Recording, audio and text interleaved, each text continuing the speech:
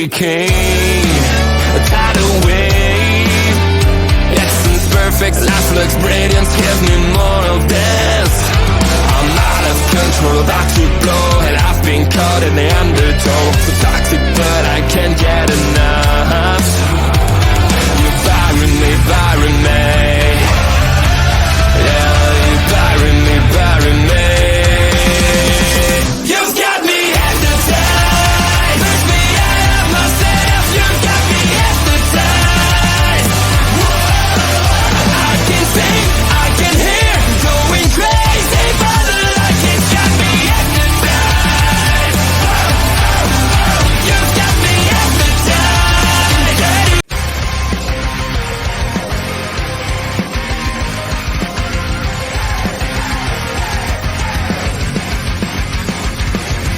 Everyone is watching me when I'm coming around. They all are judging me when I'm lying on the ground. I've got no shelter, I've got no escape. My life is a prison and I can't run away. I feel it in my bones, I'm losing it. Hello, everyone, and welcome to another Tuesday night here on Taking Over. I am OLED Ed Fries, and I'm joined by my one and only tag team partner. Well, not my one and only. Every other week, I have a different tag team partner. I was going to say the special one. Excuse me. Sure, we'll say that you're the special one. The natural. How you doing, Astrid? I'm doing all right. How are you doing? I'm doing good. We got our friend Bobby Munson in the chat saying, "Good evening, my friends. Happy NX Tuesday to you both." We're doing pretty well, Bobby. We're having a good day.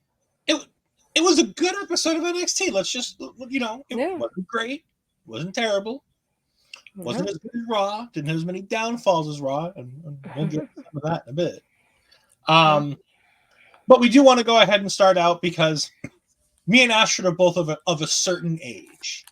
So we do want to go ahead and pay our respects to the front man from the band Crazy Town, who put out one of the songs of my teenage years, I'll say. I'll be frank.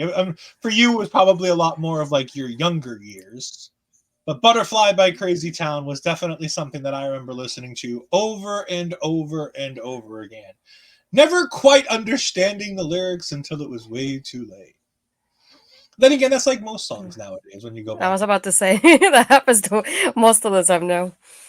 However, we do want to, both of us pay respects to somebody who I watched growing up as a professional wrestling fan. Astrid probably seen some matches, but probably not a ton. Sika Anawaki, Roman Reigns' father, one of the Wild Samoans, one of the greatest wrestling families to ever live. When Cody says there's more than one royal family in professional wrestling, there are.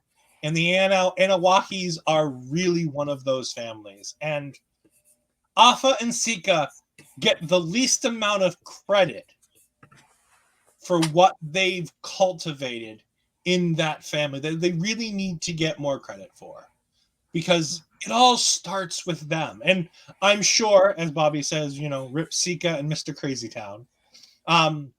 I'm sure as Bobby and Papa Smokes will probably go into this week on Ring Respect Radio, they're going to go deeper dive into Sika. I remember as a kid watching Afa and Sika, the Samoan SWAT team, the Wild Samoans, all the different variations of the names that they've had throughout the years. It was my introduction to them. And then growing up as a younger kid in WWE, watching Fatu, watching Samu, watching the Head Shrinkers, and continuing to go on and on and on about the lineage of that with Rikishi, with Roman, with the Usos, with Lance Milwaukee, with Zilla Fatu, with Solo Sikoa, Jacob Fatu, and then you start bringing in the people who are kind of family, kind of not, and you've got The Rock and Ava and the Tongans and the Tongan Kid. Like, this family just keeps going, and nobody said it better than Bully Ray. This is for your father. This is for your mother. This is for your 97 cousins. It's one of my favorite clips of Bully Ray facing the Usos. It's a sad day because it's the end of an era. I'm starting to watch a lot of the people that I watched when I started watching wrestling. They're all starting to fall like flies now. They're all of that age where they're all starting to go away, and it's ending an era in my professional wrestling fandom to a bit, and it's a sad thing to see. But we have the memories they've made. We have the lineage of the people that are coming before them. So Bobby does say that we'll talk about Sika, but Thursday is a PPW preview show. But we'll absolutely talk about Sika as well. Good to know. STG comes in, and this will be a good question for us because it won't be NXT related, but it is something that will give people vastly different answers. Ashley, why don't you go ahead and talk about who or what got you into professional wrestling? Well, I have kind of like two answers for that. First is like my grandpa in Puerto Rico that really he always played the like, is it WCCW? Like I keep forgetting the name for some reason. Carlos Colon's yeah, the Cologne's promotion. So I remember hearing that, but I wasn't watching it. So I was really more into it with my dad started watching like on a weekly basis. So I will say with that one. And it was around 2004, 2005-ish, I think, when I started watching. But it was mostly the people like Eddie Guerrero and Rey Mysterio that really like got me into it.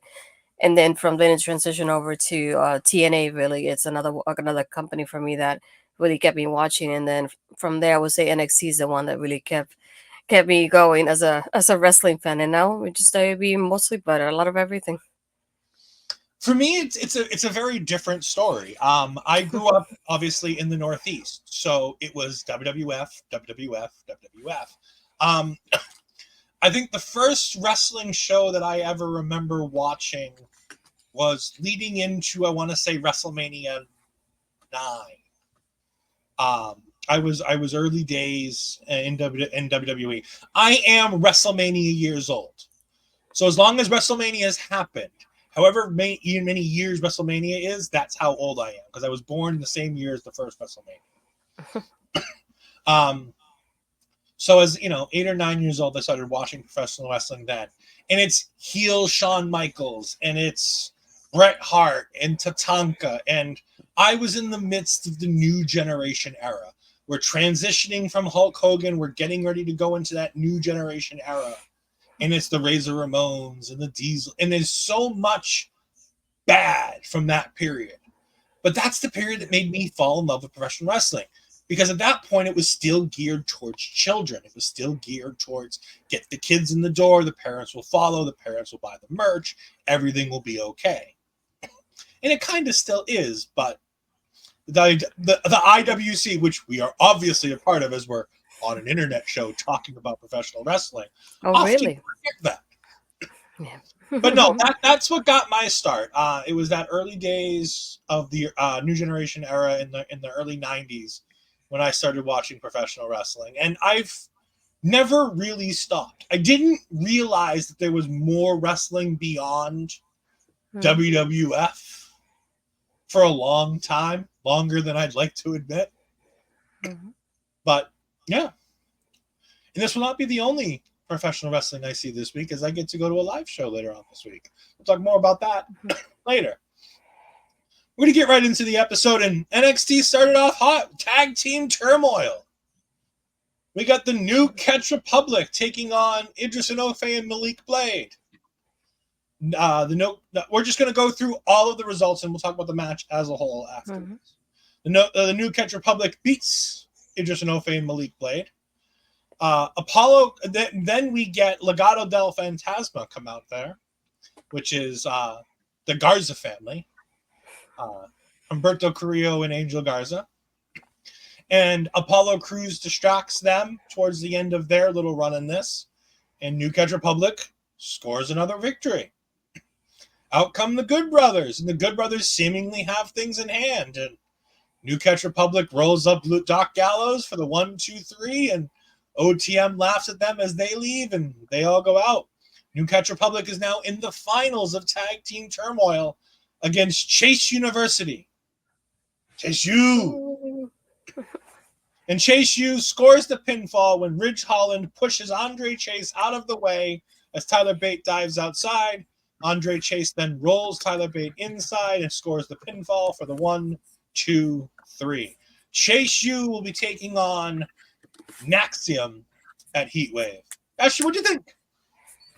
I feel like it was a fun match. I just thought when they said I didn't know it was a turmoil match, so I was expecting it based on the graphic. I thought it was gonna be one person from every team at the same time, that kind of tornado thing. So I was like, when they said turmoil, I was like, okay, this sounds a lot better than what I expected it to be. That's in part because I sent you the message. You guys, look, tag team version of a battle royal. Yeah, so I really thought it was gonna be like, I wouldn't say one person per team at least in the ring at the same time, but I like this version more. It just at the same time, I don't know if it's me, but if it's kind of, I don't want to say weird, so I'm trying to find a different word. But the fact that we have out of the 5 teams, we have only 2 that are actually directly from NXT. The other ones are main roster, and they have them come down to be a part of this. It's like, that doesn't sit like right with me in that aspect. Because I'm like, you could have put more teams from NXT here rather than the main roster. But aside from that, I feel like the match was really fun. I like the back and forth that they had. I like the new catch having their moment of like, yeah, we're almost there, and just when we're almost there, Chase U takes it away. And thinking of Chase U versus Naxium is not something I expected in my bingo card. So I'm curious to see how that goes. But again, it looks like a fun match, and I'm really excited to watch it. But overall, this was a good opener for me. I feel like it kept going with the energy they had with everybody that really came out. Again, I feel like all around it was really well done. Here's the thing, and I agree with everything you said. I think using OTM here would have been better. I think using Hank Tank here would have been better. I think using TNT here would have been better. I think using the D'Angelo family would have been better. However, we decided to go with the main roster tag teams. Fine. I get it. Here's the other thing I have a problem with. I've always had and will always have a problem with gauntlet matches that take less than 25 minutes for an entire gauntlet match. I'm sorry. This is not a WWE speed gauntlet match. These teams should not be losing in 3 to 4 minutes at a time. Mm-hmm. I loved when, and again, I know people love it, hate it, the Kofi Kingston Kofi Mania run. Those battle royal, the gauntlet matches that were in that run were sensational. There's a gauntlet match on Raw heading into, I think it's Elimination Chamber one year, where it's Roman, Seth, Finn, Braun Strowman, and they go almost an hour as well. I love that gauntlet match. Gauntlet matches, if you're going to do them like this, they need to be longer, or you need to have more jobbers. You can't continue beating down the teams that are going to be challenging for the tag team titles on the main roster, being beaten by NXT teams in short successions like this. That's my only real problem with this match, is it didn't have enough time to breathe. Yep. I don't mind the fact that we have so many people coming down. I don't necessarily mind that we didn't focus on the NXT teams. But if we're going to focus on Enofe and Blade, and we're going to focus on Chase U at the end, and everybody else is going to be kind of a middle ground to get them over, then we need to make sure we get them over. And they did what they needed to do for the story they're telling for Blade and Enofe. Yep. I don't like it, but they know what they're doing with beating Blade and Enofe early in this match. So that's fine. I just wish there would have been more to some of the things in the middle. Yeah, and I don't know, I forgot what I was doing at that moment because I was setting up my stuff. But to me, it felt like the OC felt like one team that felt like it went by too fast. And it was very surprising for me. I think in Malik and Idris and Malik, I feel like they were okay. And then, but it felt like from my notes, it was like I felt like the OC, it felt like they had the shortest time. I was like, that felt weird to me in that aspect as well, because it's one of those teams, like, if you think about it, they have such a big, like, such a resume. You don't expect them to like last a short time in this type of match, but like you said, it just needs that time to breathe and give them enough time. It's like, if you're gonna do, let's say, 25 minutes, make sure it gets divided between every single team in that sort of way, so everybody gets a little bit of like even-ish time. But that's the that's what I would say about it too. Is like I feel like they got eliminated too quickly, and so much happened so quickly as well because we had a Legato coming in and Apollo like doing his thing. And it's like I feel like something was always happening. I forgot what Rich did in the corner with Chase U. I don't know if he did something to help them win. I missed that part. He pushed Andre out of the way when Tyler Bate dove out, so Tyler dove onto Rich, and then Andre got the win. So just like everything felt really, really fast for some reason. And it's like it felt like too quick, but not in a good way to put it like that. Yeah. Bobby says we should start counting the amount of times contributors have been disappointed by something. And next week we can try to improve positive. You know what? I would say that that's right, but here's the thing. We're not criticizing and critiquing people's performances. We're talking about a general wrestling philosophy when it comes to gauntlet matches. It's not necessarily that we're down on the product or we're down on it. Like we're disappointed in the way. And by the way, this is not going to be the first time that you hear me talk about being disappointed on this show. There's a rant coming in the near future on this show that we're going to need to clip in a little while. But no, it's okay to be disappointed in something, and it's okay to want better for it, as long as you're saying, here's what they've done. This is what I would like to see them do. And mine is literally just give them more time. Mm-hmm. It's not hard, and it's not a harsh critique of like this person did bad. Boo you, get better. It's if you're gonna have a gauntlet style match, you feel like you need to invest in the idea of a gauntlet. Is my mind. Bobby also says I already sunk that ship on Sunday, so the only way to go is up. I had a philosophy and a divorce from MLW on Sunday. Well, you got one more show that you got to do. One more show before they go to their streaming platform and you give up on them for good. You got to give your marriage one more try with MLW, Bobby. One more time. I was thinking later of the matches too. Like they could have, for me at least, they could have cut Tavion versus Damon and put that somewhere else because that doesn't have any consequences for Heat Wave. I feel like everybody else did. Karmen or Roxanne could have been another one that I'm like, I could have done without, to be honest. But I just think of like the matches, if they don't have anything towards Heat Wave, I wouldn't have put them on the card tonight and give it more time to like the Turmoil. Going back to where we started finding our love professional wrestling, SGG, who asked the question, was when my parents first came to Canada in the late 80s, my mom used to rent the WrestleMania tapes. That was our bond. I remember going every month. I remember going to Blockbuster Video to find the newest WWE release so that I could watch the pay-per-view, because we didn't buy pay-per-views at that point. So every couple of months I was waiting, because remember, when I started watching professional wrestling, there were 4 pay-per-views. Mm-hmm. 4. Dang. For me, though, it was the fact that they were so expensive because they used to be $50 for every pay-per-view and then $60 for WrestleMania. So at that point, we only bought WrestleMania, and then the other pay-per-views, I will refresh the website to see who won. I will give it like 30 minutes, refresh, and then see who won that match. And I remember that my dad bought WrestleMania 20, and we bought it. We were like, oh, we want to see Eddie and Benoit at that time. And we wanted to see their matches. And then my dad bought it so late, we ended up seeing what the confetti thing happened at the end. And we had to wait for the replay to happen. So after that, the WrestleMania that I really count for me is like from WrestleMania 21 and on, because it's the one that I really fully watched from like beginning to end. So yeah, that tells you something.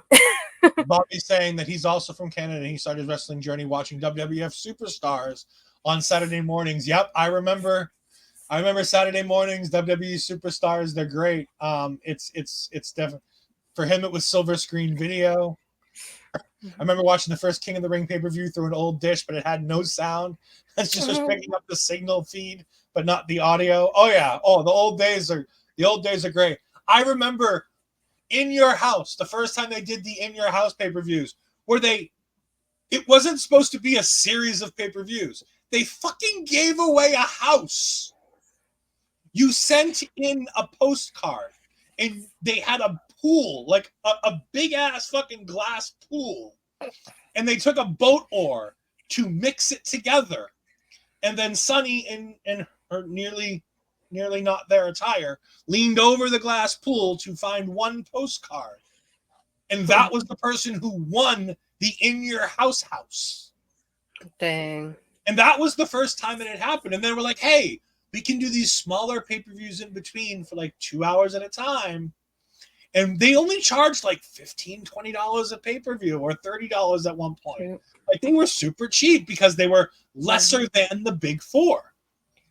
Yeah. But again, well, let's neither hide nor hair of what we have here. We have Karmen, Petrovic, somebody else, and I believe Ren Sinclair going over the video from last week. I don't know who the somebody else is. She has red hair. I don't know. I don't recognize her, but I'm sure we've seen her at some point. One on a couple weeks. Yeah. But I think the girl next to Karmen on the other side was, I believe, Ren Sinclair. Yep. They were talking about what happened last week between Roxanne and Lola, and Karmen's talking about it, and then Roxanne comes in and everybody scatters, and Karmen Petrovic stands up to Roxanne, and they're going to have a match, and yay. More Roxanne being a badass in the locker room. Isn't it funny how a lot of the women's matches end up happening something in the locker room, and it ends up being that's the match that is not advertised ahead of time and starts that way? Shrug. Shit happens. We see Ethan Page heading to the ring, and this is where we get the Sika Anawahi rest in peace graphic. So again, we pay our condolences to the Anawahi family, to Roman Reigns and his family especially. And also, while we're there, to Pat McAfee and his family for his wife's father's untimely death, which is the reason why he wasn't there on Monday night. So, because people thought it was weird that it was in his hometown and he had everybody on to promote the show and then didn't show up for work. Everybody thought it was weird. Made a whole lot more sense today when you saw the Pat McAfee clip. I watched the Pat McAfee show to laugh and have fun. Pat, I don't want you to make me cry on your show. No more making me cry watching your show. But what he said is right. Tell your people that you love them. You never know when you're not going to be able to say it again. Yeah. We get Nathan backstage with Dante Chen. Dante Chen being like, hey, look, I know Axiom's your first choice for a corner man, but in the event that, that he's not here or you guys are still going through something, if you need a corner man, I'll be your corner man tonight. And Nathan's like, that's great. Thank you. I appreciate that. And I'm like, this makes sense. Baby faces being baby faces. Makes perfect sense that they, want to team up and, work together kind of thing. And then Axiom comes in and says, hey, thanks, Dante, for offering. I'm here. It's going to be all right. I'm going to be the corner man. And Nathan's all happy because him and Axiom are back together, reunited, and it feels so good. Oh, it's not going to feel good in 2 weeks. No. Feel good. Oh. I'm not ready. You're not ready for anything. Seth versus Damien, you're not ready. The Wyatt Six, you're not ready. No. Nathan and Axiom breaking up at some point in the near future, you're not ready. Come on, you got to get ready, girl. Come on. No, I don't want to deal with it. As our local establishment says, I love all of you. We love you too, our local establishment. our overlords, as I always like to call them. The overlords of our local establishment. SCG asked the question directly to Astrid. Does Astrid get attached to the characters? Astrid get too attached to the characters.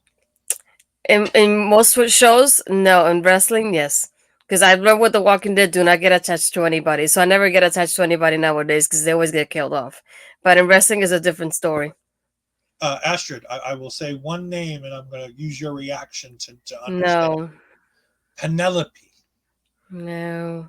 Oh yes, I have the receipts to tell me how attached you were to Penelope here, lady. So she won't be dying. It's okay. Oh, we got a whole spinoff series coming. Don't you worry. Ethan Page heads to the ring, and Ethan says, going on and on about last week and about how, he beat Javon Evans and yada yada. This was the cookie cutter. We need to set up a fatal 4-way promo, wasn't it? Mm-hmm. Like, this was literally roll out the dough, put the cookie cutter down, and do, like, it's fine. Nobody was bad. Everybody was actually really good in this. Ethan Page comes off as all ego, which he is. he calls out Ava, and he hears music play, and he gets annoyed thinking it's somebody cutting him off. Yes. Ava, did you see that? Where he's like, "Oh wait, no, this is good. This is good." Oh, I love that moment when he realized that this is good. I thought that was a fucking riot. It was so funny the timing of it, because he could at first. I don't know if he looked, because I think he was looking at the camera at first, and then he's like, "Oh, like somebody's interrupting me," and then he turned and he sees Ava's name on the screen. That's when he goes, "Okay, good, come on out, keep going." I'm like, "Did you not recognize her theme song?" No, does anybody recognize her theme song? I've heard it before, but I forgot it was hers. But I remembered it afterwards. It's like, and that's what made me think. I was like, this was kind of not awkward, but it was a funny moment. We then have Ava coming out where she's talking, "You really are all ego. That's not a catchphrase or a name." He's like, "No, when you're as good as me," and here's where I have the only qualm I have with this entire promo section is this next line. "When you bet on yourself as much as I have, and you win every time." Hold on, Mr. Ethan Page. I have some questions for you. When Josh Alexander got pulled to the forefront of TNA, and you had to go back to Karate Man, was that a win for you, Ethan? When you went to AEW and you got relegated to AEW Dark, was that a win for you, Ethan? When you got relegated to Ring of Honor Television and you got a push that led you to a potential match for the television title, but because the television champion was nowhere to be found, and then you left Ring of Honor to come to NXT, was that a win for you, Mr. Ethan? Because those sound like L's to me, buddy. I like how you went that way, and I was thinking, didn't you go against Trick and lost? That's what I could think about. I went a little bit more recent than you did. But I thought, wins. I'm like, I love you, Ethan, and all, but wins? Didn't you lose against Trick not too long ago? I'm less involved with the wrestling decisions as I am more involved with the I bet on myself all the time and how that turns out for me. Because that's the portion of his thing that I took to heart. And I was like, really? These are wins for you, Mr. Ethan Page. Like, I love Ethan Page. I think he's been great in all of those places. But he was the Marty Jannetty of the North in TNA. And then he went to AEW and ROH. And while ROH did a pretty good job making him feel like a big deal, and the Tony Nese stuff was good, and the Mark Sterling stuff was good, and the stuff with him and Scorpio Sky was good, it never resulted into what the finish of that story was supposed to be, which is him challenging for the television title. And he even challenged and lost the TV title match. I'd have considered that a win, to be honest with you. But I like how we both interpret it like in different ways too. Absolutely. And if you think about it that way, it's always interesting when you think of a line and it's like it could go so many different ways depending on people. And it's like all I can think about was like, didn't you lose against Trick? And I forgot about the match that he did. I don't know if he had another match that he lost in. I was thinking of that as well. Won the other one. Because the other one's against Javon. Yeah, Bobby says he seems like someone who cries while listening to music. We dub thee all emo. Ethan. Shawn Spears come out and he's like, no, Ethan, I agree with you. I agree with everything you've said. You beat Javon, and Javon was the #1 contender, so you should be in line for a championship match. Well, I beat Javon before he became the #1 contender, and I'm going to beat Trick Williams tonight. And I go, really? Really, Mr. Spears? You're going to beat Trick? I might have to eat those words, but I wrote it in my notes, so I'm going to say it here. And these two start getting into it. You know, the two heels are like, no, I should be in the match. No, I should be in the match. And Trick Williams comes out and he says, look, I can save everybody a lot of time. Ava, if it's Javon Evans, that's fine. If it's Ethan Page, the bum-ass Ethan Page, it's fine. If it's both of them, it's fine. And Shawn Spears, unhappy that Trick leaves him out, he goes ahead and attacks Trick. Ethan Page joins in because why not beat down Trick? Out comes the young OG. They fight each other off. Baby faces stay in the ring. Heels go out to the outside. Ava holds the championship. And Ava looked at that title a little too long for my liking, and I'm like, no, Ava, this isn't AEW. Women don't get to look at the men's championships like that. No. Save that for Javon and save that for Trick. You're not going for that. You can go after Roxanne's title, but you can't look longingly at the men's championship, Ava. WWE doesn't play that game. I wouldn't be against it. I'm just saying that's not how WWE plays their game. Yeah, and I was thinking when this happened that we would get the announcement of Javon and Trick versus Ethan and Shawn. But then so far nothing. But we're getting it next week. Yeah, I was like, but I know we're getting that next week for sure. But I was just expecting it to happen at this moment that she would announce. It's like, no, never mind. Next week you're gonna go these two versus these two. Go at it. Yeah.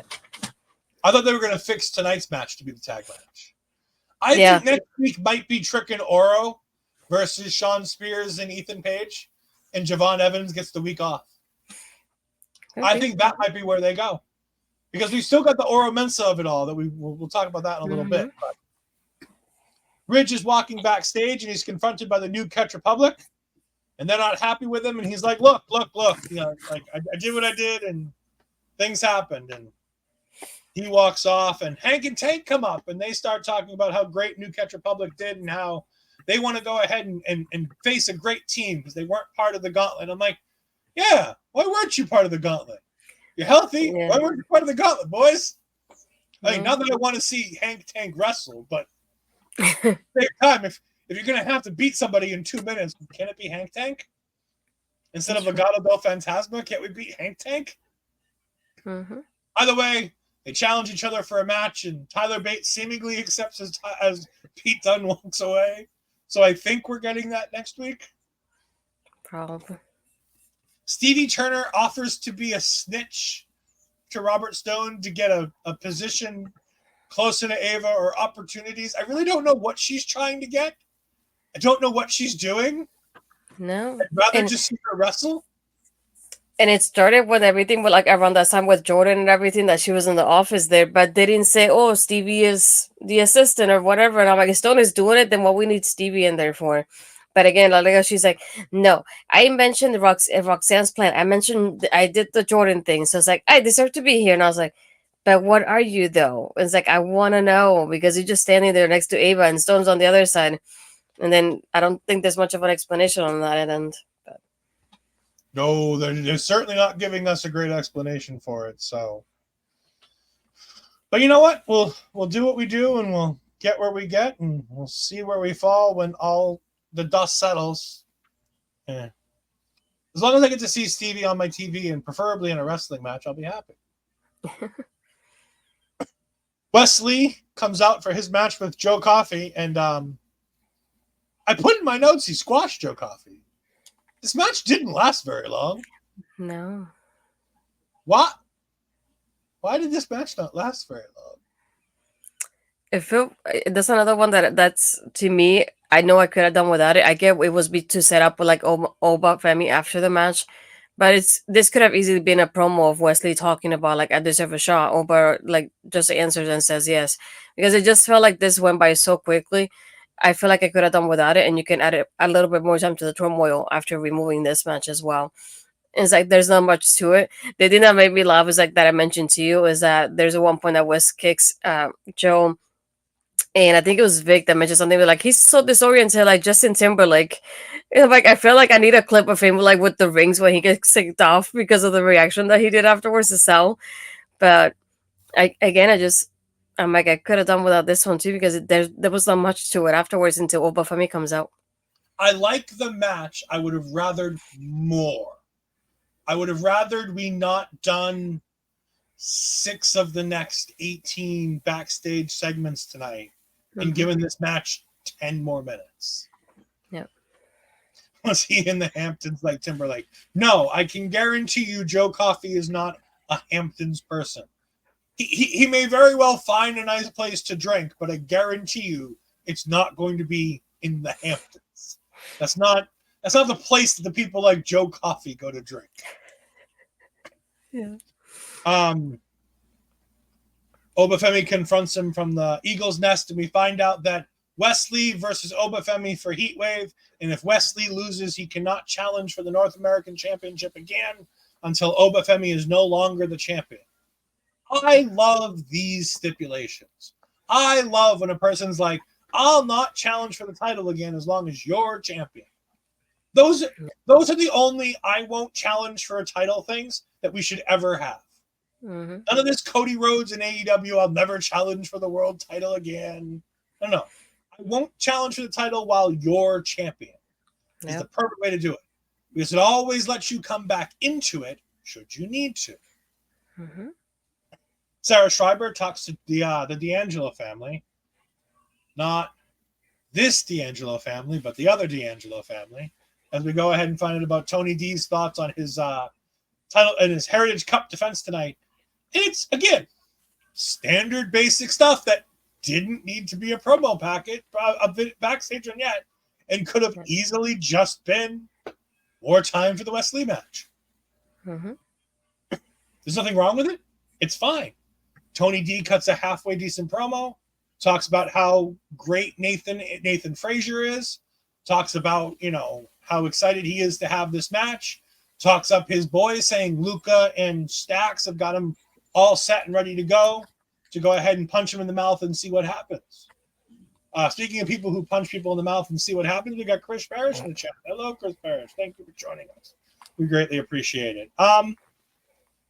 Again, another vignette and backstage thing that we didn't really need is Chase U celebrating their win. Duke has some sort of envelope that Ridge kind of takes, and they have this moment before the rest of Chase U comes running up, and they all celebrate the win, and Ridge and Duke are giving each other weird looks as Ridge holds on to this envelope. So, cool. Again, didn't need this, didn't want this, could have cut this and added more time to the Wes Lee match. We then get Paris says, I don't punch people. Closed fists are illegal. This is true. But you're a dirty, rotten heel. And that's what dirty, rotten heels do. They punch people with closed fists when the ref's not looking. I believe you're a heel right now. Correct me if I'm wrong. I know you go back and forth. Sometimes you're a babyface, sometimes you're a heel. I believe you're currently a heel, if I remember correctly from the chatter from the RCW shows that I've heard about last, which you can find with our good friends Andre and Melball Wrestling Chat, where they talk about on the Chop Talk episodes every time they go. Parrish responds with, I'm a Pisces. Thank you for not being of any help. Thank you, Parrish. I greatly appreciate it. Congratulations to your Edmonton Oilers for an incredible season. They fell down at the last straw, but, they made it further than anybody ever thought they would. Hell, Game 7 after being down 3-0. Hell of a run for you boys. Speaking of cups, we'll go from the Stanley Cup to the Heritage Cup. Ashley, what do you think of the Heritage Cup match here? I had moments of those moments when Nathan is so close and the time runs out. I got so frustrated. I was like, I know he was not gonna win it, but still, I had those moments of I want it to happen. Yeah, that's the only thing. But it was, you already kind of get the feeling of Tony's gonna get it towards the end. They just try to give you 1-1 and then the 1 so that way he wins. So I feel like I already followed the structure. I just hated the fact of seeing Nathan be that close and still not getting it. I liked the structure. Normally, and I agree with you, the structure is kind of platformed, but I like the way they did it. Nathan gets a win within 40 seconds in round 1. They recoup and recover, and Tony D'Angelo gets re-geared up, and he gets a quick fall in round 2. They have a minute or so left in round 2. So it's they both get this quick fall, and then we run into 3, 4, 5. All these rounds go the distance. And I'm like, that's kind of cool. I like that because we haven't seen that in a Heritage Cup match. Normally it's somebody gets a quick fall in round 2, and then somebody else gets might sneak one in round 3. And then it's 4 and 5 are close, and then we get to 6. I like that this was different. And honestly, Tony D'Angelo's 2 Heritage Cup matches have been completely different. When he faced Damon Kemp, when he won the Heritage Cup, it was a completely different style Heritage Cup match. than the one he wrestled tonight. Mm-hmm. And I love that because they changed the pace based on who the opponents were, and they changed the predictable, but I liked how it was at least worth my time. They made me invested in it. They made Nathan look good in defeat so that Nathan doesn't really fall too far, but Tony D'Angelo gets that nudge to go to the next level, which Tony drastically needs at this point. So I thought this was a success for everybody involved. Then we move to another backstage segment, which I really could have done without. Trick Williams talking to Javon Evans. Backstage, Javon's like, hey, I'm going to be in your corner tonight, so that nothing, no shenanigans happen. And Trick is like, look, young OG, you're my next challenger. You and me are going to be fighting for this belt. I'm going to go ahead and give you some advice. Focus on winning the title. Focus on trying to beat me. Don't worry about my stuff. I'll handle my stuff. You focus on you and what you got going on. And also, I've been around the block a few times, and this title makes people go crazy. And I really don't want people in my corner anymore. I love that we're finally getting character development coming off of all the Carmelo Hayes stuff. We've finally gotten the first sense of development from all of that. Mm-hmm. And it's also nice to see. Oh, sorry. I was gonna say it's also nice to see, like, just because the story ended doesn't mean he forgot about the experience that he had there. Because sometimes it just feels like they have amnesia, and then we go to the next story and they forget what happened with the one before that. And I'm glad that there's continuity there. I agree. Parrish does bring up a good point, which is something that we talked a little bit about last week, and something that we talked about going forward is with the TNA partnership. Do you feel like Trick's reign is getting stale? He seemed to be a better chaser. In Perez's opinion, me and you both agree with that statement. Believe it or not, we both said a couple weeks ago that we don't see the whoop that era being a long-term era. I think it's going to be a shorter, especially with the idea that we have a TNA partnership. I think a TNA partnership is the perfect place to call an audible on the Trick Williams era, have him drop the title, and have a Joe Hendry or a Josh. Imagine if Ethan Page wins this title and all of a sudden Josh Alexander's music plays at Heatwave. In Toronto, Canada, in the North. Granted, I understand it's the south of the North, but it's the same idea. Perez says, who's the right heel to the Thona? My guess is Eric Young. His hope is Eric Young. I like Eric Young. I don't know if Eric Young is a babyface or a heel. I don't watch a whole lot of TNA right now. I think he's a babyface, but like I said, I think the perfect idea is you give the belt to Ethan Page. And I think finally giving us some closure on Ethan Page versus Josh Alexander cross company could do a lot of good for a lot of people. I think, plus I just think that'd be a fun match to have. Mm-hmm. No, definitely. Yeah, Shawn Spears is the other option because Shawn Spears is, and congratulations to Shawn Spears and Cassie. As you guys will see in the thumbnail, I have a reference to Shawn Spears becoming a dad. But no, congratulations to them on the birth of their second child this week. So Shawn Spears is a daddy times 2 now. So, but no, I think that I agree. I think Trick is a much better chaser than he is a champion. Not to say he's a bad champion, but he got dropped into the worst possible situation. Coming out of the draft, losing Ilya Dragunov, losing Carmelo Hayes, not really having a defined heel to go up against, and then bringing in Ethan Page, and then having the TNA partnership. He's just fallen down the pecking order of what's kind of cool or important with NXT right now. Mm-hmm. And it's not going to get any better with the debut of Julia on the horizon. No, I have a feeling him and Cassie will not go for 10. We move on to Roxanne Perez versus Karmen Petrovic. I almost said Carmen Electra. That's another myth I use, not in wrestling. Karmen Petrovic versus Roxanne Perez. But first, Lola Vice has to shake her ass all the way down the ring. Talk to Vic and Booker. And I'll be honest, I turned off commentary. I didn't want to even try to see what the hell was going to happen with her on commentary with Booker. No. Did I miss much? No, I think it was around, I don't know if it was around this part or after the match was over, but at one point Vic is like, basically, who are you going to pick for like the person? Because you got Lola that's in commentary, but you have your student here, Roxanne, in the ring. So he kind of wanted Booker to choose. I think Booker got quiet at that moment. And he's like, you're going to be quiet now? Something along those lines, which is pretty funny to see.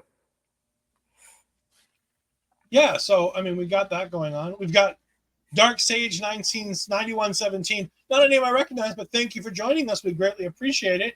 He's got an interesting wrestling question for the both of us, and he's going to take off for the night. Well, go ahead and leave it in the chat, and we will get to it right after we talk about Noam Dar, Metaphor. All right. My hate for Metaphor made me dislike this segment. But I think I'm supposed to like this segment because Oro Mensah tells this fantastic story. And I don't know if it's real, kayfabe, or what. Because we've never really had any character development for Oro Mensah.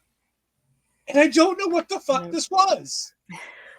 Like, it's really good. Like, it's a heartfelt story about him, his dad basically almost burning to death in a fire and having to go to Switzerland to go ahead and get treatment. And so the family gets split up, and some of them stay in Nigeria, and some of them go to Switzerland, and they end up in foster care where Oro Mensah's not like the other kids. And he doesn't have that connection to family and, you know, all this and that. It's a really heartfelt, heartstrings promo. You can see Lash like sitting there getting kind of emotional. You can hear Noam Dar piping in every couple, you know, little bits being like, oh, that's, you know, we love you, Oro. This is great little community moment for Metaphor. But I feel like it's tarnished by the fact that I just hate them so much that I felt like it was a bad segment, but I feel like it's a good segment. And I'm trying not to paint it with my I hate Metaphor brush. What did you think of the segment? My favorite thing was Booker's reaction because Vic is talking and he looks at Booker and Booker's like, you know, having that moment of like sniffling here because he wasn't expecting that. And it felt so genuine when that reaction happened. But yeah, just like you, I was torn about it because I'm like, I don't want to know about Noam Dar. So when they started the segment, I was not entirely like, I want to say pleased about it. But once Ora started talking, I was like, okay, this is something. And I wanted to remember back his video packages before he debuted, but I couldn't remember much of that. That's the only bad thing. And I feel like it's been quite a while since we heard from his background, so, you know, since he debuted at that point. But it was interesting seeing that because we don't get tidbits like that from him, for example. Yeah. I like I said, I like the segment overall, and he vows to go ahead and get Ethan Page, which I like. Like, I like a lot of this, but at the same time, my hate for Metaphor makes me want to dislike this segment. Because it feels disingenuous, even though it shouldn't. Like, it felt heartfelt. He did such a good job being vulnerable and emotional in the moment, too. It was really interesting.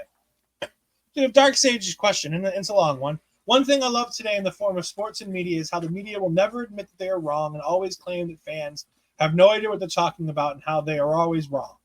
Has there ever been a time as a wrestling fan when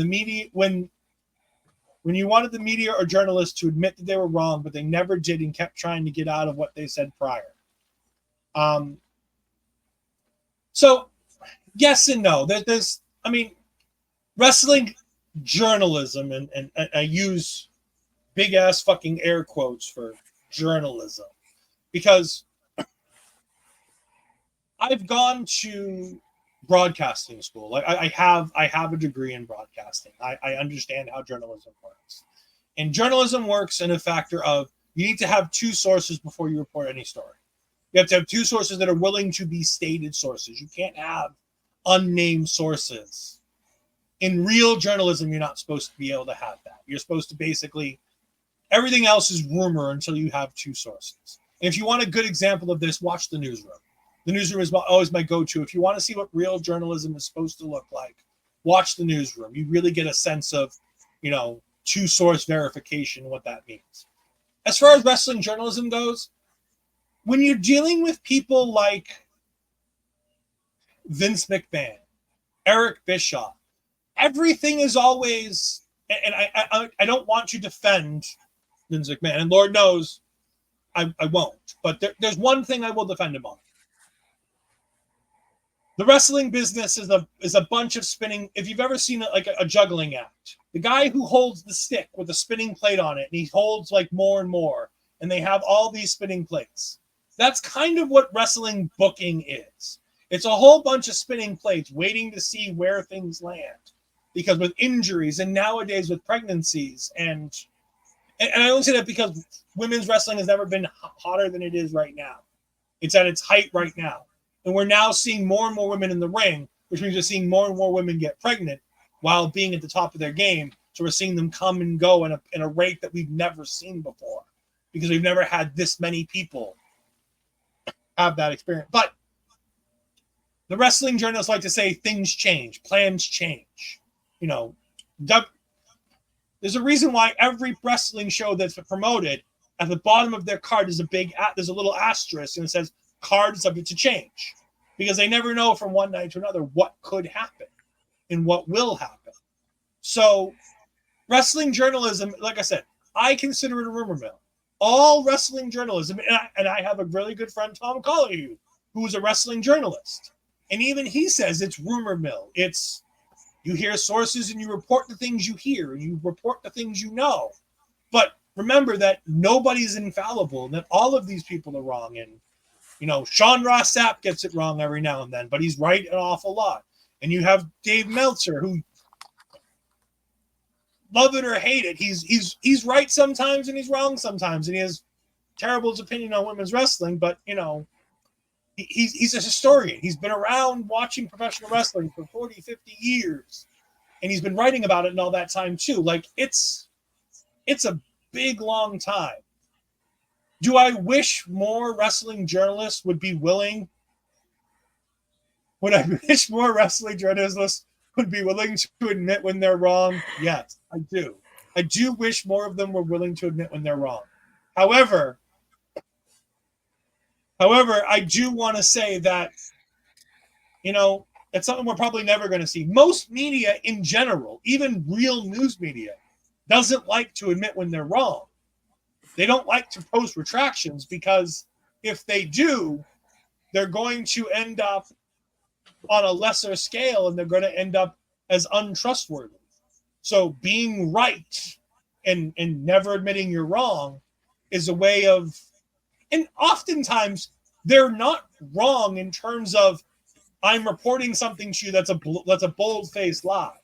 They're often reporting something that they hear that they believe to be a true factual statement. I don't believe that Dave Meltzer, Shawn Ross Sapp, Tom Carrillo, I'll stick with those three. Raj Giri, I'll give him the benefit of the doubt too. These guys don't lie to us just out of nowhere. They all hear something. Cassidy Haynes. They all hear something and go with what they've heard from sources that they trust. Speaking of a time where somebody admitted it, Astrid, you're part of Body Slam, but I'm going to use this as an example because it's the one that I can remember the most. When WWE was announcing that it was going to be sold, when all that news came out, me and you were sitting here, and Cassidy Haynes came out and reported that he had good, solid sources telling him that WWE was going to be sold to Saudi. That it was a matter of hours and days, not long, and it was going to be sold to Saudi.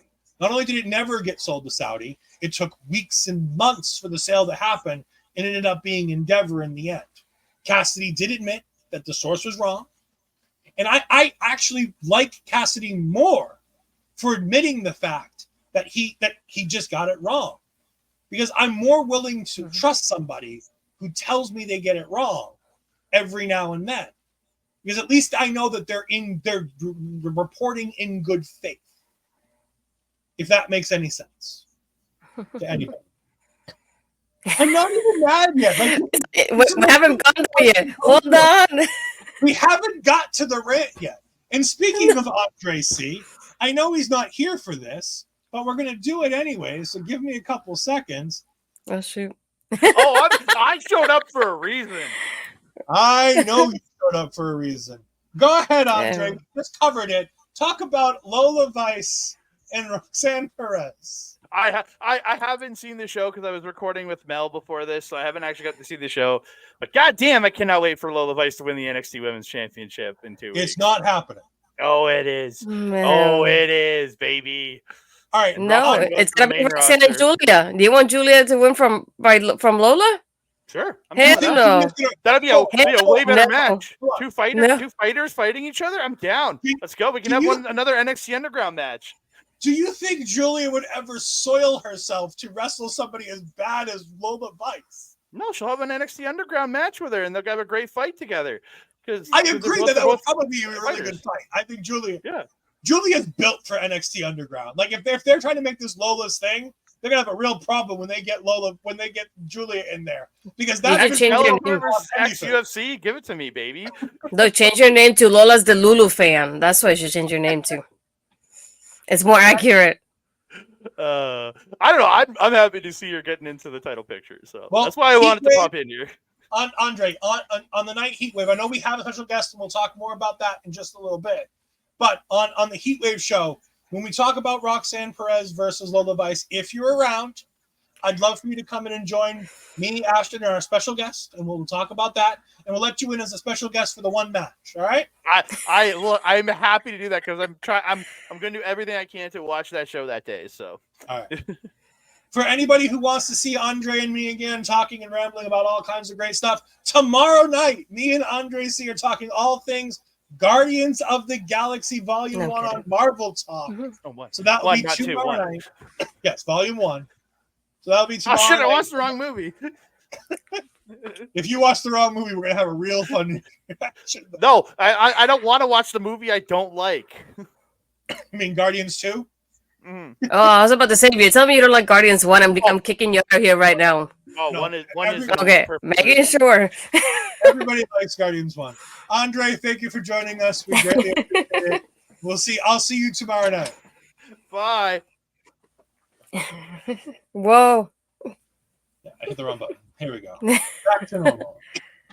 We had some inner chat in there as we talked about all of that, but we do have Mike the ref coming in saying Andre coming in again to prove he's this. No, Mike. Let's go some more. Mike, are you a Lola Vice fan too?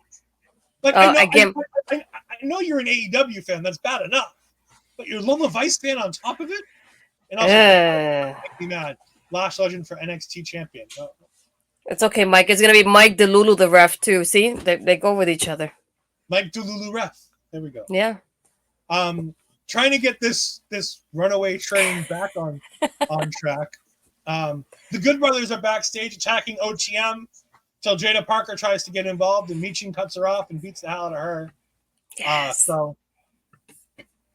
I'm just going to talk about this now. We later on get Jada and Michin confirmed in a street fight later on when she interrupts an interview segment with I believe it was Kalani.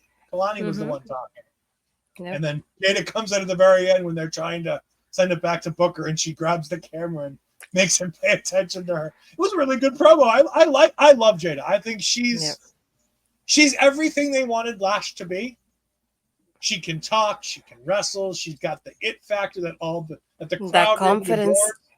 Really she's got that confidence. She's really coming along. Mm-hmm. We see Ava back in her office, and she confirms that we're going to see. I don't know why, and maybe this is something I missed from last week, that Carly Bright was upset about Wendy Chu, but apparently they're going to have a match next week now. Oh yeah. Right. Oh, I forgot you didn't watch it last week. That's what I was like. How come you don't know? No, because she was in the match. And, that's the girl. I think that the one with the reddish hair. I think the one that Wendy kind of took out while Carly was having her match, and that's what Carly lost. So. Okay. I was like, I don't remember there being an issue between Carly and Wendy. Last I knew, when Wendy beat up Brindley. I was like, that's the last thing I remember from Wendy Chu. Then Lola comes in and drops the title on her desks and requests a championship match. which is later confirmed when we get so Lola Vice versus Roxanne Perez for Heatwave. Oh, Heatwave is shaping up to be an interesting show. I don't know if it's going to be a good show. But it sure as hell is going to be an interesting show. Yeah. We then get Tavion Heights taking on Damon Kemp, and Tavion Heights, if he wins, becomes a member of the Candy Crew. I don't know if he wants to be a member of the Candy Crew.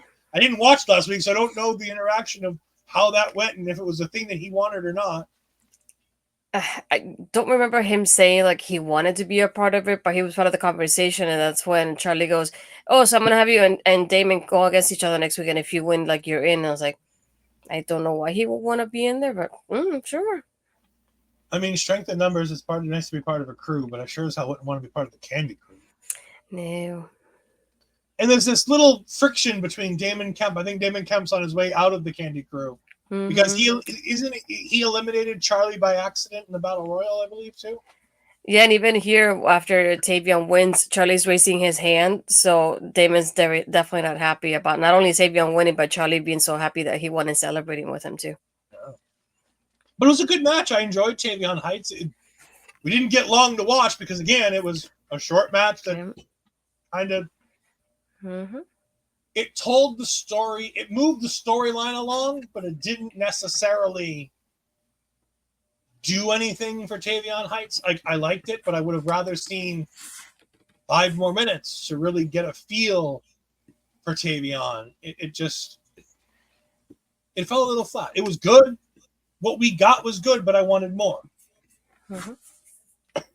This is then get the Kalani thing where she talks about who's next, and about the winner of Sol Ruca versus Arianna Grace will be challenging at Heatwave for the North American Women's Championship. So, and that's when Jada comes in and challenges for the street fight.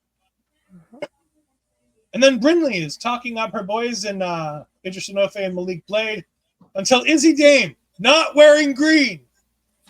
I know, right? Not wearing green. I was waiting to see if you recognized her. I did. They very helpfully gave me a name placard that said Izzy Dame on it. Because I honestly didn't realize who it was until the name placard came up. As Damn it. She wasn't playing volleyball and she wasn't wearing green. I don't know what to tell you. But no, I liked what Izzy had to say here. She kind of picks on Brindley and she's like, look, the boys are just too nice to tell you this, but all your positive energy, all that, it's not helping them. It's not helping you. You're all losers. And more importantly, they don't want you around. And Brennan's like, wait, you guys don't want me around? And she looks to Blade. And Blade's like, no, I like you. It's good. We're fine. And then she looks over to Idris Enofe, and he's like, doo-doo-doo, doo-doo-doo-doo, doo-doo. He's like, I'm just going to be nice and smile, as I saw somebody else say about something else. I'm just going to be not nice in smile. It's not in smile. So apparently we're going to have Izzy Dame and Idris Enofe versus Brindley Reese and Malik Blade in the near future. Or vice. I'll be honest. I can never remember which one's Blade and which one's Enofe. I know that there's 2 of them. I know they're different. And they don't look anything alike. I just never remember in my head which one's If I remember correctly, Malik is the bigger looking one. I know that they look kind of similar. Yeah. All right. Well, I have it right then. I always think Enofe is the small one with the kind of fuzzy hair. Yeah, because Idris is a little bit smaller. Like he's thinner, to put it like that. Built, he's the one that's jacked but built, but he's got like the short fuzzy hair. Okay, so I do have it right. I think we got it right, but I'll let you know. We have Naxium backstage after your loss, and Naxium's like, well, you know what? At least now, with your loss, we can go ahead and focus on the tag team title match against Chase U. And Frazier's like, yeah, absolutely. We can focus exactly on that. Nothing else. You've got my entire focus. He's like, all right, let's go watch some tape and let's get ready for Chase U. And then Nathan's like, yeah, we'll do that right after I go and get my back checked out because I have a speed match tomorrow on X. Yeah.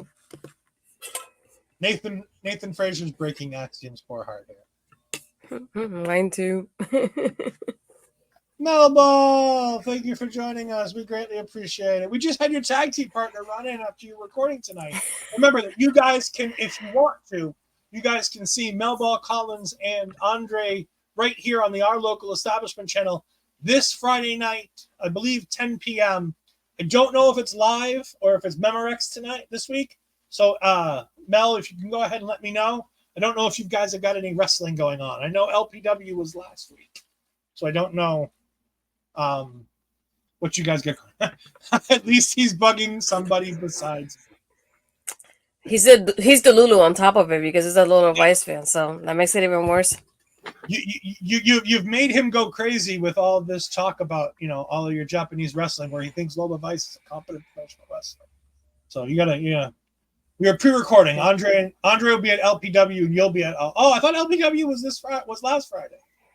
Because I remember somebody saying it'd be stupid if anybody programmed a wrestling show against the Edmonton Oilers game last Friday, and I just assumed that LPW had a wrestling show.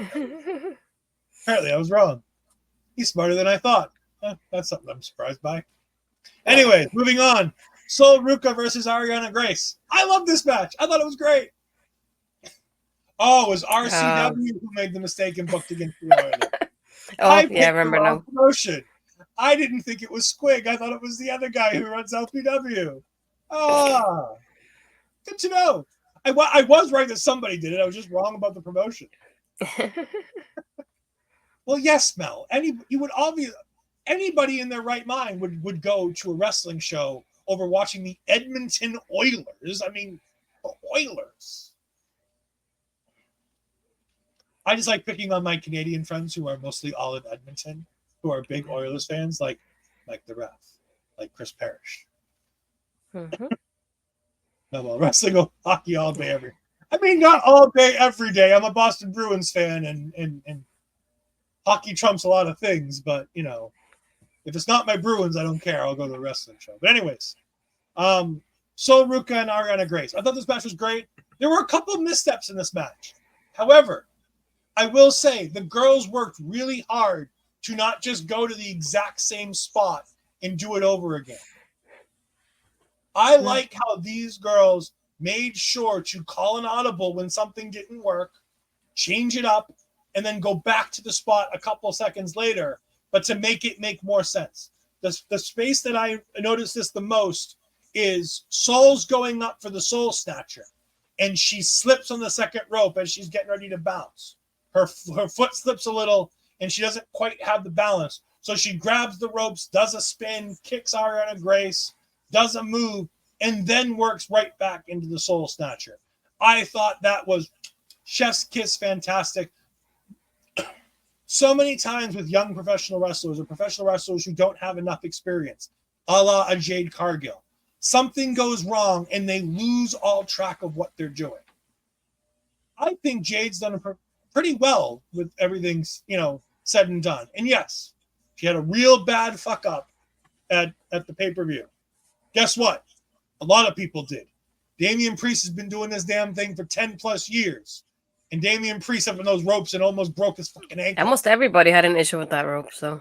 Like, those ropes that night were not in good shape. And a lot of good, competent professional wrestlers had issues with those ropes. Mm-hmm. However, the thing I will knock Jade Cargill for at the pay-per-view is Jade Cargill lost all control of what she was doing the moment she fucked up. That was the point where I think that's the negative that you can give on Jade Cargill in that moment. When everything went wrong, she couldn't recover.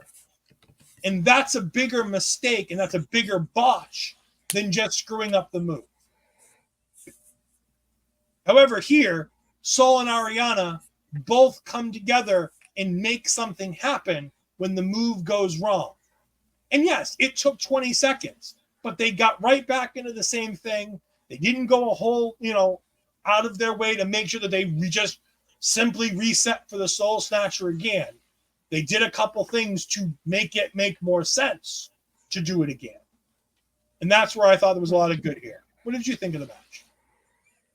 This was another one that I don't want to say it was short, it was a little bit more than that, but it felt a little bit short as well compared to the other matches. That's what made me think of like there are matches and segments here that I would have taken out, because again, think of anything that is related to Heatwave, like this match.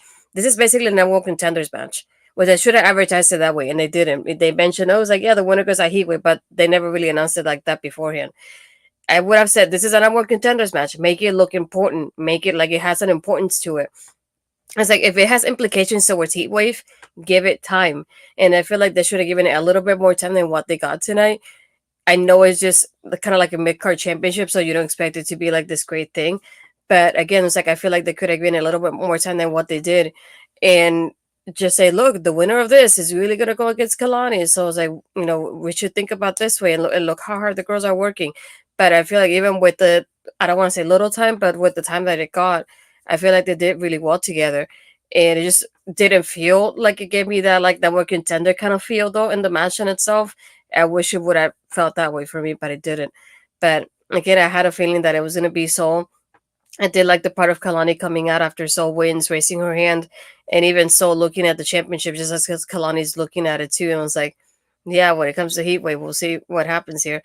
But I think both of them really have good chemistry because they do kind of like that high pace kind of style.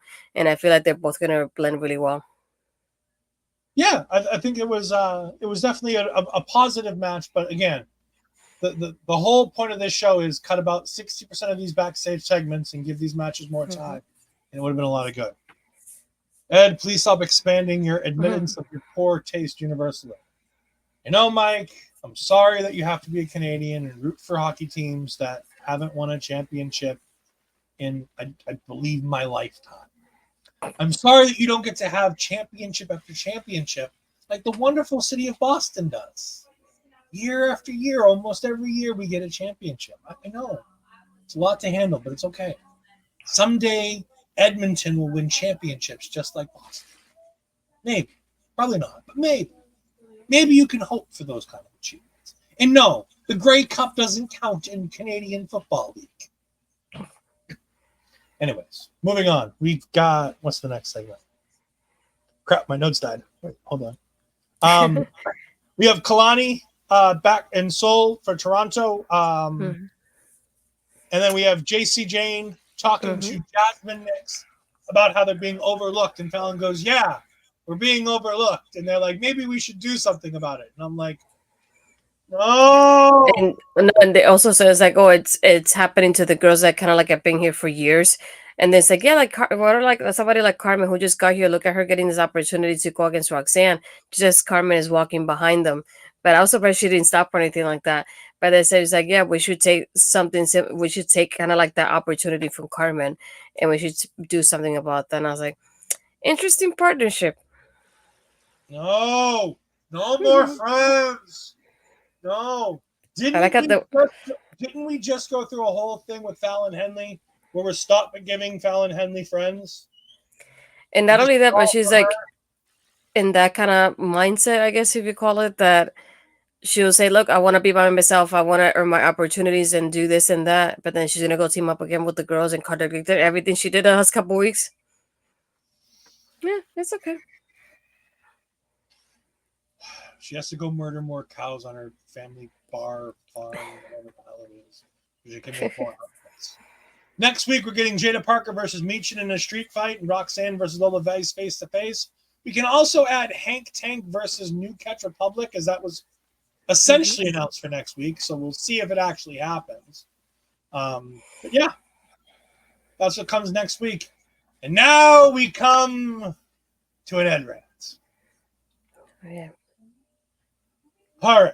So during the Trick Williams match, we get the appearance of Mr. Ben Bullshit Brooks Jensen, whatever the hell he wants to go by. I don't even know what the real name he's using on social media to pretend what he's Ben something or other. I don't give a shit. Yeah.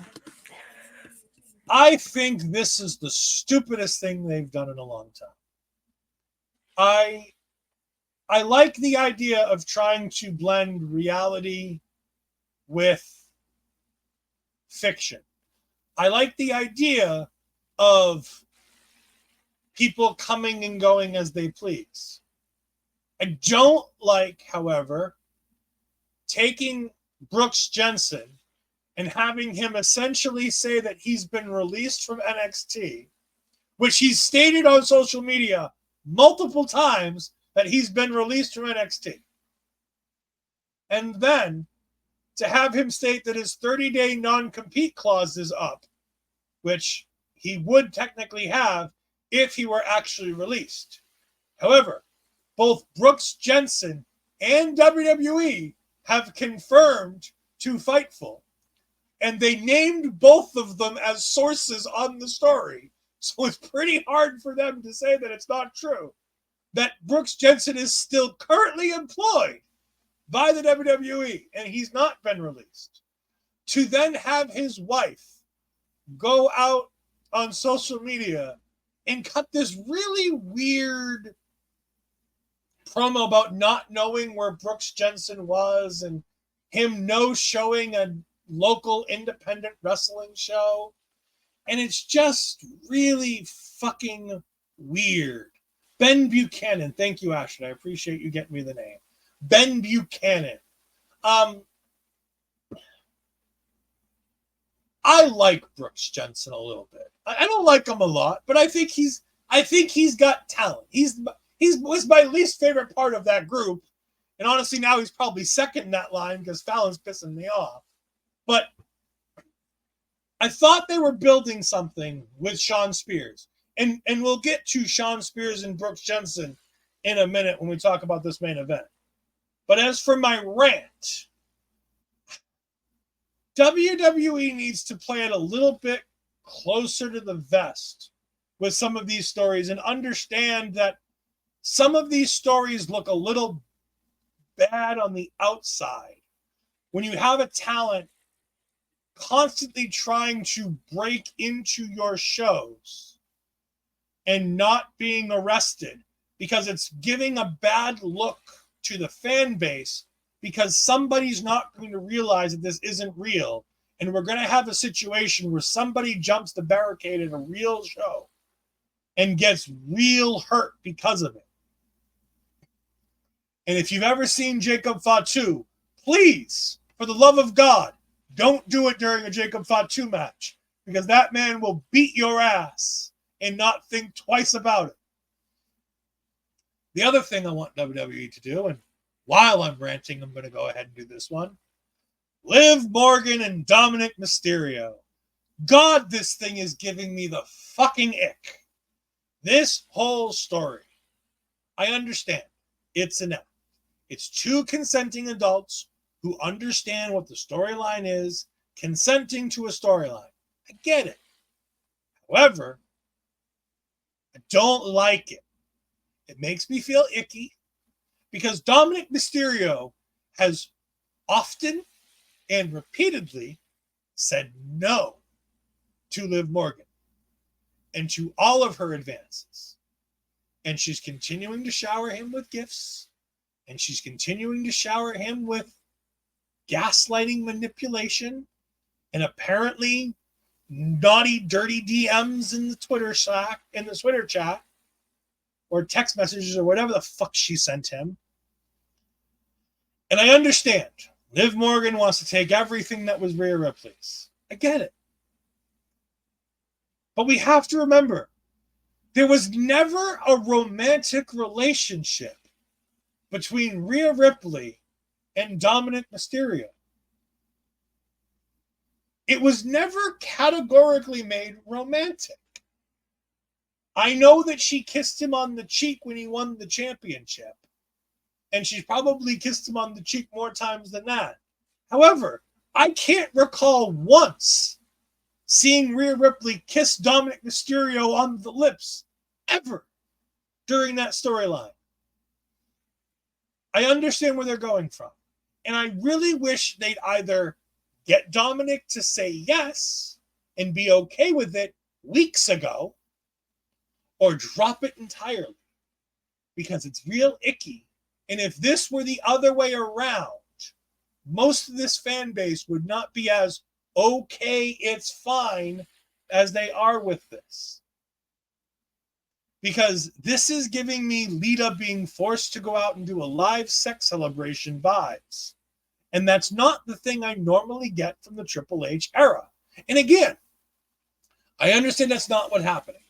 Triple H, Dominic Mysterio, Liv Morgan have all sat down in a room and agreed, this is the storyline that we're going with. This is what we're doing. And I think all parties involved are okay with it.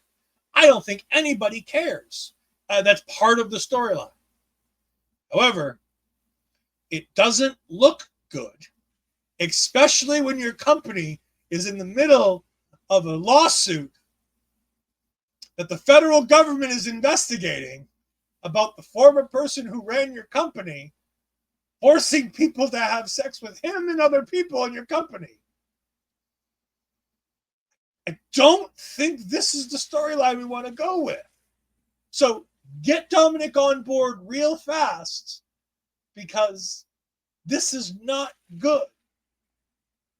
Mike the Rep, January 6th is the first Raw on Netflix. The storyline will last till then, right? No, I think this storyline ends hopefully as soon as Rhea Ripley comes back. My hope and prayer is that this storyline ends when Rhea comes back and destroys. But then again, that runs into a whole new set of issues that I have, where I think that there's no good way to get out of this once Rhea does come back. Because if Rhea doesn't destroy and literally tear Liv limb from limb, then Rhea looks bad. And if for some reason Rhea does tear her limb from limb, then Liv Morgan was just a placeholder for Rhea Ripley, and that doesn't make Liv look any better. So at the end of the day, nobody gets over any more than the other. I like the idea of Liv taking everything that Rhea Ripley loves and adores. I get that. That makes sense to me. I just wish that it were less sexual assault and more gaslighting, coercion than it is. Because it feels like sexual assault right now, and I don't like it. All right. Moving on to our main event. Unless Astrid has anything to say about any of this. I mean, you said it all, and I'd rather not get, the trolls later on, so I'll let you have it. Oh, I'm fine with it. I know you can take it, but me on the other has a different story. So Mike the Ref says Rhea rips Liv apart, leading to Dom turning on Rhea. Liv and Dom get more heat. Yeah, great, but Liv and Dom get more heat, but I don't see what that does for Liv going forward if all she's gained out of all this is heat. Like, I understand. Like, I see the story and I agree that's exactly what needs to happen, but I feel like that doesn't do anything for Liv in the whole thing. Like, she held the belt and she did all the things that she could never do, but she only did all those things when Rhea wasn't here. So to make Liv better, she needs to do it when Rhea comes back. But if you do that when Rhea comes back, then you risk hurting Rhea more than you hurt Liv. And Rhea's the cash cow for the next 10 years, whereas Liv Morgan won't be here in 10 years. I personally don't see Liv Morgan still in WWE in the next 10 years. Maybe she is. I like Liv. I think she's fine, but I did want to go back to the Brooks part, because I definitely felt that, like, just like you did, especially with his fiance, I think it was, doing that video. I'm like, you're getting a lot of fans concerned for his, for his well-being and everything. I was like, this is just too much, because then when something really happens, like, for example, just to give it like that, when Roman said he had leukemia, a lot of people didn't believe him. A lot of people thought it was a storyline thing, because that's, how it is with wrestling. You become at a point that you're like, is this real or is it not? Should I say something or should I stay quiet? Because you don't know for sure. But then we have a storyline like this one that he's like, oh, first I got released. It's like, I feel like you're mocking the people that got released before. It's like, that's why I don't like these type of storylines where people are like, oh, I got released, and then they try to play it off like they did. I was like, yeah, but what about the people that did get released and obviously wanted to be there in that company? That's the first thing. Is like, and the second thing is like, you make people like comment, it's like, oh, I hope he's okay, and like, well wishes to you and things like that. And it's like you're drawing attention to it in such a way that I'm like, you didn't believe when Roman had leukemia, but you believe that this guy's actually out with his fiance and she's posting a video about it, and that's fine with you. It's like, it just, you have to think about the situations here. To me, it doesn't make sense that she would post a video like that. Once I saw it, I went, I don't think I believe you right now, and we'll see what happens. And I still don't, and even that keeps going with it. Yeah, and we have Brooks posting this to Twitter just not long ago that Ashford sent me. Ashford, thank you. Keep questioning, work or shoot. It's a work. Trust me, it's a work. It's not a shoot. I'm fairly certain of that, and I've been fairly certain of that the whole time. But thank you. Kayfabe or not. It's kayfabe. It's absolutely kayfabe. But we'll continue. You'll never know. We know. Trust me, we all know. Neither will I.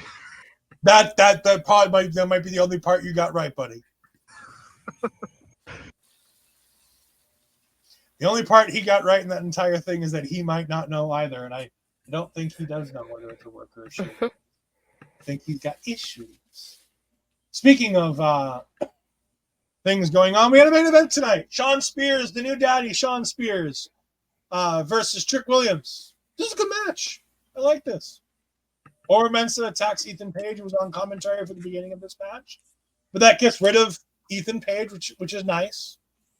And then Brooks Jensen comes in and tries to rush the ring and gets pulled away by security. And at one point, he grabs the facade on the table and he hits Trick Williams in the head with it. And Trick acts like he got hit with a steel chair and falls around in the ring so that Shawn Spears can give him the C4 against the ropes to get the big 1, 2, 3. And now Shawn Spears has defeated the NXT champion weeks before a pay-per-view, while Ethan Page defeated the number one contender, and after being eliminated from a battle royal that he was never eliminated from. So it goes back to Ava's office, and they go, wow, Shawn Spears just beat the champion. Well, Ethan Page beat the number one contender. What are we going to do? Oh, no. Like, I guess we're going to do a fatal four-way at Heatwave. And I'm like, no shit. Well, shit, Sherlock. I told you that last week when you gave me the nice all four guys reaching for the title in the middle of the ring. Yeah. What do you think? This one particularly, I don't mind how short it was, because it obviously gives you that moment of like the preview towards the match. So this is the only match that I will be like, I was fine with being the shorter as it was. The part I didn't like about this match though was like, first we got Ethan in commentary. Fine, that's fine to like obviously give you a preview of what's gonna happen next. But first you have Oro going against him. Okay, that makes sense. Fine, you take out Ethan from the equation for that moment there. But that's the first interruption we get during this match. And then all of a sudden we get the hoodie, and then they reveal that it's Brooke Jensen. The security takes him away. Second interruption during this match. I was like, do I need that many interruptions in one single match that doesn't have a lot of time to begin with? I would have done without the Brooks Jensen one at least. Because the Ethan one makes sense to continue not only the story with Ethan and the NXT Championship, but the Ethan or storyline, it makes sense. The Brooks Jensen, I could have done without. Once he hit Trick, I knew it was over with. And it's like, and you knew this was obviously to set up that fatal four-way. So it's like, I understand why the match itself was as short as it was. Because you don't want, obviously, it happens to set up the fatal four-way later. But again, it's like, I didn't like it. Like, I feel like we recovered for the Ethan Oro one, and we're like back in the pacing of the match itself. And then we get another interruption. I'm like, are you freaking kidding me? But that's the only thing that I could have done without. I know what it set up and why it happened. But I could have done without Brooks Jensen being in here. Yeah, and obviously Brooks Jensen is continuing. It's like I've been saying since the get-go. Shawn Spears had a video package of Brooks Jensen and Josh Briggs, and he's like, ooh, a moldable mind. And Josh thought he was talking about him. No, he was always talking about Briggs. Jensen. It was always going to be Jensen. This is the first step of the two of them working together. I see this being a teacher-student relationship. I see it being a tag team. This is Jensen finding a place to belong. And he's going to find a way to belong with Shawn Spears and his wacky teachings. And that's fine. Like, at the end of the day, that's fine. But like I said, I had my rant on Jensen. I think it's a silly situation. I don't think it doesn't do anybody any good to play the work shoot line like this, because it just makes all releases feel icky. And I want less ick in my wrestling. I don't mind having heels who I hate, but I want less ick. Speaking of things that will not give you the ick, Astrid, what do you got coming up this week? I was gonna say not this week, but next week. Next week is it? I keep forgetting what week it is. We do have Heat Wave. I'm gonna hold off on the preview one, but at least for the post show, we do have Joey from the Angle Podcast as our guest. So really excited for that. We'll mention the other one a little bit later. We just want to confirm that that's still happening before we mention names. But really excited that we have another guest coming up for that one as well. He watches NXT very often, so it's nice to get another point of view from what we usually do here. So that's very exciting for us as always. I think we might do a Slammiversary post show. I most likely will be a part of it. We'll see how that goes. But really excited to still talk about TNA, especially with the new fan and Mark that we have that he's enjoying TNA recently. So it's been created a monster. Yeah, we did. But aside from that, you can find me on my Twitter, Blue Skies, astridpizarro, Instagram and Threads, astridpizarro20, and everything else you can find on my YouTube channel. And again, I think we have. See, I remember this time around. Where is it? Okay, here. So first, if you scan the QR code, this is for the W Shop affiliate. Any kind of discount or sales, you can still get them even when you scan the QR code. And again, as we have here, the beautiful Mel and the fabulous Mike, they're really modeling my shirt. So if you can scan the QR code, you'll be able to get that there as well. Yeah. And of course, you can find me on Twitter at EdFries12584. You can find me on Twitch at twitch.tv/EdFries2002. We've got a whole bunch of fun coming up. Like Ashton said, we have a guest pretty much confirmed for the pre-show. We'll let you know later on in this week once we can definitely confirm. But it is a big guest that I'm very excited to work with, as I've already attempted to say that I've worked with her before when I accidentally tweeted out the wrong name. So hopefully we get the opportunity to do that. And of course, Joey from the Angle Podcast is going to be a whole bunch of fun. The Angle Podcast is a great show. It would be nice to get his point of view on all things NXT, as I know he tweets about NXT every week. I like to see the tweets, so it'll be fun to do that. You can find me tomorrow night as we talk all things Guardians of the Galaxy Volume 1 on Marvel Talk. We go ahead and we're gonna review that show. Marvel Talk, the MC Rebound episodes like this is going to be. It's just a lot of things that we can do in the in-between time while there's nothing going on for Marvel. Remember that we have 2 special guests lined up for the weekend of July 26th when Deadpool and Wolverine opens. I am very excited. Cameron Hawkins and Mark Talks Wrestling are both going to be joining me and Andre as we go ahead and review Deadpool 3, Deadpool and Wolverine. It's going to be a bunch of fun. Can't wait for that. Next Monday, I believe me and Ash will be back to Talking Takeover. We've taken a short break from that. Hopefully next week we'll be back to that. Next week is going to be a busy week for me. It's going to be interesting.